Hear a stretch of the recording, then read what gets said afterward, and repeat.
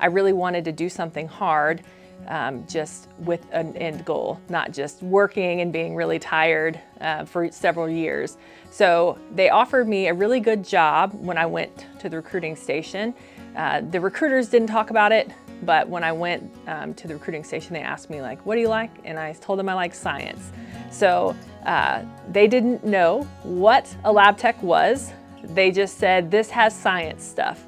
And here I am, 18, almost 19 years later, and I'm still a lab tech in the Army. I'm a certified lab tech. Thanks to the Army, I was able to challenge the national certification and passed it. And so I maintain that certification, which is helpful in any lab outside of the Army. And I had a grandmother who told me candidly one day that she wanted the best future for me, and she asked me to never be a man's secretary, is what she told me. And so I don't know if that is the reason that I went so far left, right, and joined the Army, which is predominantly a male occupation, but it has really been a career that I do not regret. Sergeant Major Lori Jackson, she is a lab tech, and she currently works at the academy at Fort Bliss. She was my N2IC, so I met her when she was a sergeant first class, and I was a young sergeant. I had just gotten promoted.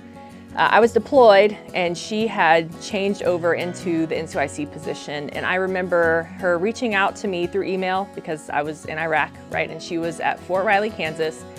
She reached out to me. She said, I'm your new N2IC. Is there anything that you need? How can I help you? And then tried to help build my plan for when I would return and what I would be doing. She did end up being our first sergeant after that.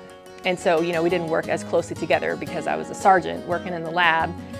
But she did really make me think about how important it is that you let your subordinates know that their goals are important, and whatever you do, let them know that. So in the manner that you must remind them that there's other things they too need to consider, that you have to let them know their goals are important.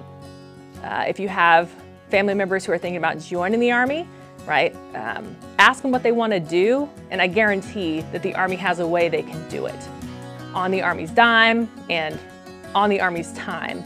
Of course, you have to pay that stuff back, right? I am grateful to the Army. I do work very hard. I don't just expect all the free things and all the benefits that it has to offer, which are great incentives, but I do work hard to make sure that the Army knows that I'm thankful for every opportunity.